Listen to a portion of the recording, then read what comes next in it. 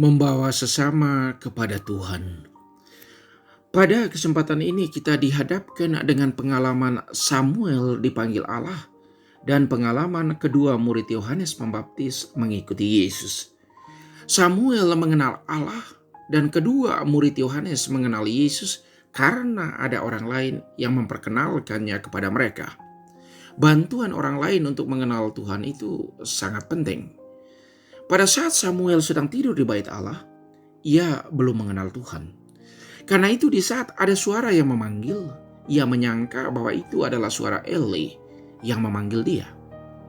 Atas suara panggilan yang dia dengar, dia langsung bangun dan pergi menghadap Eli dan bertanya, "Ya Bapa, bukankah Bapa memanggil aku?" Samuel menunjukkan sikap kerendahan hati dan sikap siap sedianya untuk selalu datang kepada Eli. 3 kali Samuel mendengar suara panggilan itu saat dia masih tidur. Dan 3 kali pula dia datang menghadap ke Eli dan bertanya kepada Eli. Eli selalu menjawab dia, "Aku tidak memanggil engkau, tidurlah kembali." Di saat 3 kali hal itu terjadi, Eli membuka dirinya kepada apa yang dialami Samuel. Ia membantu Samuel dengan menasihatkan, "Kalau kamu mendengar lagi suara panggilan itu, kamu menjawab, 'Bersabdalah ya Tuhan, hamba-Mu mendengarkan.'" Itulah pengalaman unik Samuel dipanggil Tuhan. Selanjutnya, Samuel selalu dibimbing Tuhan dalam seluruh perjalanan hidupnya. Belajar dari teladan Yohanes Pembaptis. Bisa kita baca dalam Injil Yohanes bab 1 ayat 35 sampai 42. Yohanes Pembaptis memperkenalkan Yesus kepada kedua muridnya. "Lihatlah anak domba Allah." Reaksi kedua muridnya langsung pergi mengikuti Yesus dengan semangat keinginan tahuan yang tinggi. Yesus mengetahui situasi itu dan ia menoleh ke belakang serta bertanya kepada mereka, "Apakah yang kamu cari?" Jawab kedua murid itu, "Rabi," artinya guru, "di manakah engkau tinggal?" Kata Yesus kepada mereka, "Marilah dan kamu akan melihatnya." Kedua murid itu datang dan melihat di mana Yesus tinggal. Dan hari itu mereka tinggal bersama-sama dengan dia. Suatu pengalaman dialogis. Kedua murid itu bercerita dengan Yesus. Mereka ada interaksi dengan Yesus. Suatu cerita yang sungguh hidup. Dampak dari kebersamaan dengan Yesus, salah seorang murid Yohanes yang mengikuti Yesus itu adalah Andreas, saudara Simon Petrus. Andreas selanjutnya memperkenalkan ke Simon Petrus apa yang mereka alami. Ia katakan, "Kami telah menemukan Mesias," artinya Kristus. Lalu Andreas membawa Simon kepada Yesus. Lalu Yesus memandangnya dan berkata, "Engkau Simon anak Yohanes, engkau akan dinamakan Kefas," artinya Petrus. Dari cerita teks ini, ada dialog yang sangat interaktif antara Yohanes Pembaptis dengan muridnya. Kemudian antara Yesus dengan kedua murid Yohanes yang mengikuti Yesus, serta antara Yesus dan Simon Petrus. Dari cerita ini ada satu hal penting, yakni memperkenalkan hal baik kepada orang lain.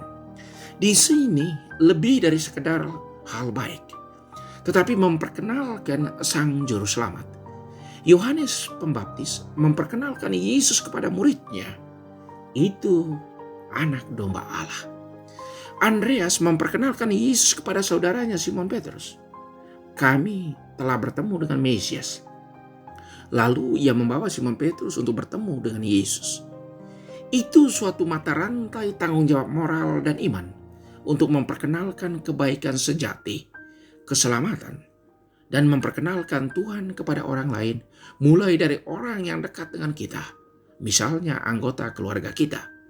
Memperkenalkan dengan cara yang baik, membangkitkan rasa ingin tahu, dan mau mengalami sendiri apa yang diperkenalkan. Itulah yang dilakukan oleh kedua murid Yohanes Pembaptis dan Simon Petrus. Tugas kita yaitu melakukan hal yang sama. Memperkenalkan Yesus kepada orang lain yang dekat dengan kita. Mulai dari keluarga kita masing-masing. Kita memperkenalkan Yesus yang kita alami, yang kita kenal, dan yang kita rasakan dalam hidup. Di saat kita memperkenalkan Yesus yang kita alami, di saat itu Yesus hadir dan sungguh memakai diri kita untuk memperkenalkan dirinya. Biarkanlah Tuhan sendiri memperkenalkan dirinya melalui diri kita dengan apa adanya diri kita. Mari kita membuka diri kepada Yesus agar Ia hadir dan tinggal di dalam diri kita. Sebab diri kita adalah kenisa Allah, bait Allah. Santo Paulus menyebutnya sebagai bait Roh Kudus. Tubuhmu adalah anggota Kristus.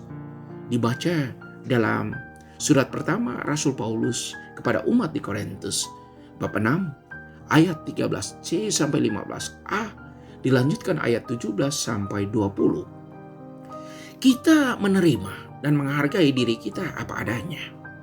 Kelebihan dan kekurangannya, itulah yang membuat kita unik dan berbeda dari orang lain.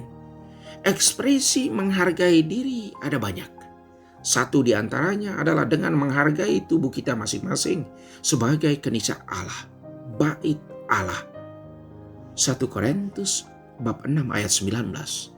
Kita berjuang untuk menghadirkan Allah dengan kehadiran kita di tengah sesama. Menghadirkan Allah ada banyak modelnya, seperti membawa kegembiraan, kedamaian, dan sukacita dalam kebersamaan. Kita membawa jalan keluar di saat ada jalan buntu. Kita membawa solusi di tengah kesulitan. Kita harus menjadi bagian dari solusi, bukannya bagian dari masalah. Kita memperkenalkan kebaikan kepada sesama, membawa sesama kepada Tuhan. Dialah kebaikan sejati. Dialah kebaikan itu sendiri. Tuhan memberkati.